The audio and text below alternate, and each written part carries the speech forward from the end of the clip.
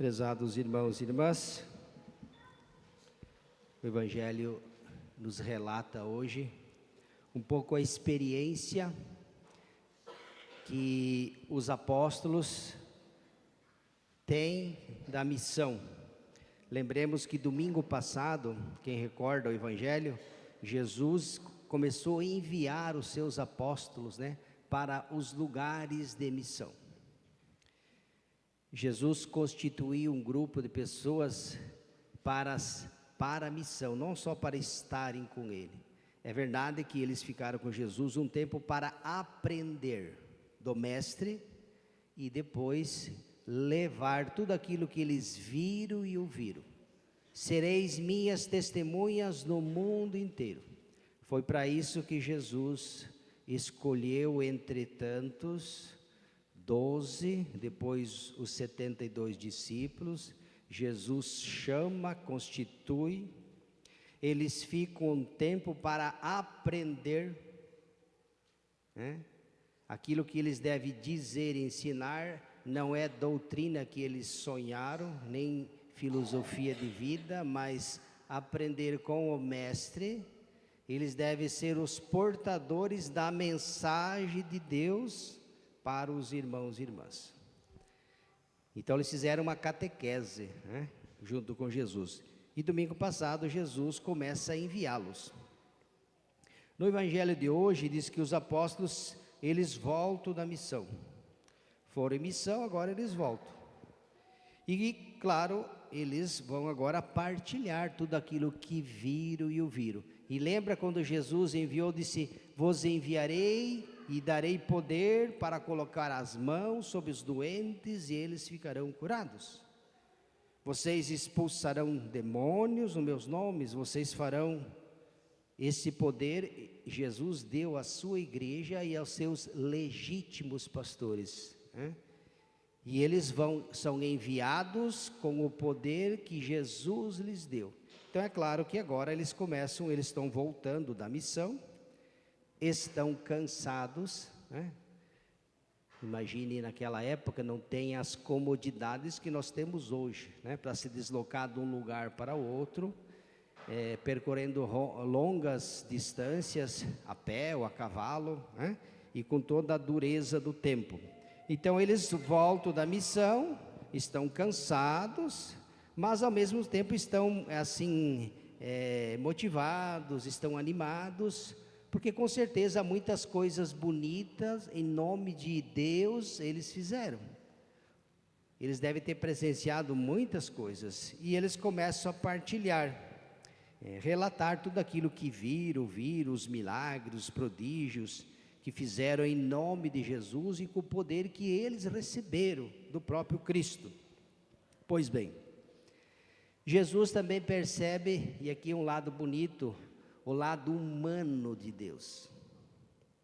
A gente nunca pode esquecer, Jesus é verdadeiro Deus e verdadeiro homem. Jesus percebe que eles estão cansados, e quando a gente está cansado, a melhor coisa para fazer o que é? Descansar, Tem uns que está cansado, vai pescar, vai dormir, não sei. Jesus percebe que eles estão cansados, chama eles à parte, para um lugar deserto, para uma pausa restauradora, um merecido descanso. Mas é exatamente nesse contexto, quando Jesus convida eles para um descanso merecido, que diz que era tanta gente chegando e saindo que eles nem sequer tinham tempo para comer. Impressionante. Isso mesmo. Onde Jesus passava, onde os apóstolos passavam, as pessoas ficavam encantadas com aquilo que eles ouviam e viam. Então era natural que, se numa determinada comunidade, mesmo que fosse longe, tinha as distâncias de 30, 40 quilômetros, ouvisse falar que Jesus estaria em determinado lugar, aqui diz, Jesus chamou eles numa barca e diz: vamos para um lugar, Ficaram sabendo, a notícia se espalha, que Jesus estaria com os apóstolos em determinado lugar, o povo correu, e diz que correu tanto que chegou-se a antecipar, chegando primeiro no lugar onde Jesus e os seus apóstolos deveriam chegar. Olha que coisa bonita, né? Antigamente as pessoas corriam até Jesus, hoje muitos correm dele. Mas tudo bem. Jesus olha para aquele povo e diz que era um povo que era como um rebanho sem pastor. Imagine, quem dá segurança para o rebanho, para a ovelha, é o pastor. A ovelha, ela se sente segura, protegida e amada quando ela tem do lado dela o pastor. A ausência do pastor causa tristeza, porque quando não tem o bom pastor, a ovelha está sujeita ao ataque do inimigo, né? Então ela se sente desamparada, desprotegida, com insegurança e com medo. Então diz que Jesus olha, vê, se compadece da multidão, porque percebe que eles estão indo atrás de Jesus. Correm, até se antecipam, tamanha fé que tinham. Jesus olha e diz que ficou com compaixão, porque eles estavam como ovelhas sem pastores. Aí nós perguntamos, mas por quê? Eles não tinham os pastores? Tinham. Mas você sabe que existe pastor e pastor. Existe o bom pastor e o péssimo pastor. Existe o verdadeiro pastor e o falso pastor. E na época de Jesus não era diferente. Aliás, Jesus advertiu eles, muitos, cuidado que muitos virão em meu nome, mas não os sigais, porque eles não me representam. Jesus foi muito claro. Falarão em meu nome, dirão, não os sigais, porque não me representam. Jesus já havia advertido. E a primeira leitura hoje, o profeta Jeremias, é uma advertência dura aos pastores. Quem eram os pastores da época? Por incrível que pareça, os pastores da época, sabe quem que eram? Eram os sacerdotes, os escribas, os fariseus, os mestres da lei. Eles eram os pastores encarregados que deveriam apacentar com amor na justiça e no direito. Mas nós sabemos muito bem quem foram os primeiros a rejeitar Jesus. Foi o povo simples? Não. Foram as lideranças religiosas e políticas da época. No Evangelho nós vimos que o povo ia até Jesus. Jesus, lembra, o padre já falou na homilia, toda vez que Jesus entra no templo vai dar ruim, vai dar confusão, porque ali ele encontra os pastores que deveriam ser bons pastores, mas se nem eles aceitaram Jesus, imagina como é que o povo ia se sentir. Que segurança, que confiança eles transmitiam e passavam, se eles que deveriam ser os primeiros a dar exemplo, ninguém mais esperava a vinda do Messias do que os sumos sacerdotes, os mestres da lei, os escribas e os fariseus. Eles rezavam todo dia, esperando, pedindo que Deus... E tinha expectativa. Pois bem, Jesus vem e eles desprezam. Daí nós vamos entender a fúria de Jesus, né? Quando Jesus expulsa do templo com chicote, raça de víboras, sepulcros caiados, cheios de... Jesus não era só pão com mel não, viu? Quando precisava descer o rei, ele descia, se descia. Então é esta advertência, ai dos pastores que deixam o meu rebanho se perder, se dispersar, né? Vou chamar a atenção, diz aqui, ó. Diz desse modo o Senhor, aos pastores que apacentam o meu povo, vós dispersastes o rebanho, os afugentastes, não cuidastes dele como deveria cuidar. Então, uma advertência séria. Vou chamar em causa você, pastor. E aqui entra um aspecto bonito. Claro que isso aqui é dirigido aos mestres da lei e aos sacerdotes, mas não só. Vamos colocar uma vírgula aqui, não um ponto. Vamos dar continuidade.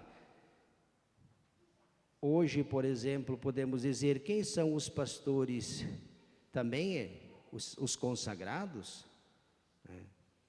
Mas você que é pai e mãe, por exemplo, você também é chamado a pastorear a tua família, os teus filhos. Você exerce lá na tua casa também um pastoreio. Você que é da igreja, que pertence à pastoral A, B, C, D, F, G e o alfabeto vai inteiro. Você que tem cargo e ofício, você que ocupa um lugar de destaque. Você não exerce também um pastoreio lá naquela pastoral, naquele movimento que você representa? Sim ou não? Me parece que sim. Então essa advertência, ela vale para você também, meu querido e minha querida. Como é que nós estamos apacentando você que hoje nós temos aqui, permita até, a gente tem que ser educado, né? Temos 2 políticos aqui, né? Renato Silva, que está ali, candidato a prefeito, Pacheco, Márcio Pacheco, também aqui da nossa paróquia. Vocês que são autoridade, vocês não têm também um pastoreio? Tem, como não? Quem tem o destino do povo nas mãos, tem uma grande responsabilidade. Tem ou não tem? Tem. Então, para que a palavra pastor, ela fique mais ampliada, porque não fique restrita só a 1, 2 categorias de pessoas. Todos nós, você que é pai e mãe, é chamado a ser pastor do teu filho, da tua filha, da tua família. O padre é o pastor da comunidade. Tem que pastorear com palavras, exemplo, amor e dar testemunho. O político, o agente de pastoral, no trabalho, na família, na sociedade. Você que exerce cargo, ofício, você que tem, de repente, nas mãos um trabalho importante, que tem o destino da tua decisão, das tuas atitudes, depende uma nação, um povo, uma comunidade. Olha a responsabilidade. Ai dos pastores que deixam o povo se perder, né? Dispersastes o meu rebanho. Então vamos pedir ao Senhor que, a exemplo dele, Jesus é o bom pastor. Veja como Jesus conduziu o povo. O modelo de pastoreio e de pastor é ele. É nele que nós devemos nos espelhar. Isso vale para o padre, para o papa, para o bispo, para o ateu, para o à toa. Para todos.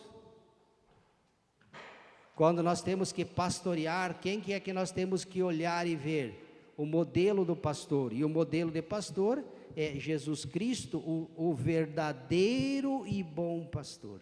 Ele é que deve nos inspirar, nós devemos nos moldar nele. E a partir do pastoreio dele, conduzir o rebanho que me ou nos foi confiado. Então peçamos ao Senhor Jesus, o bom pastor, e ele apacenta o seu rebanho, que somos nós, através da igreja, dos seus legítimos pastores, que ele escolheu, instituiu, enviou. Apacenta através da sua palavra, apacenta através dos sacramentos, através dos mandamentos, entre eles a Eucaristia, né, o sacramento que nos alimenta. Então, são várias as formas, as maneiras como Jesus, o bom pastor, continua apacentando o seu rebanho. e a igreja por ele instituída, edificada e constituída, é chamada a ser um sinal. E nós que nela somos o povo santo, os batizados, Deus nos envia em missão, para que nós possamos pastorear nos lugares onde Deus nos coloca, na igreja, fora da igreja, no trabalho, na família, enfim, em qualquer lugar onde nós estivermos. Então peçamos ao Senhor Jesus, o bom pastor, que Ele continue nos apacentando e que nós, a exemplo dEle, como Ele pastoreou, possamos também pastorear os irmãos que nos foram confiados. Louvado seja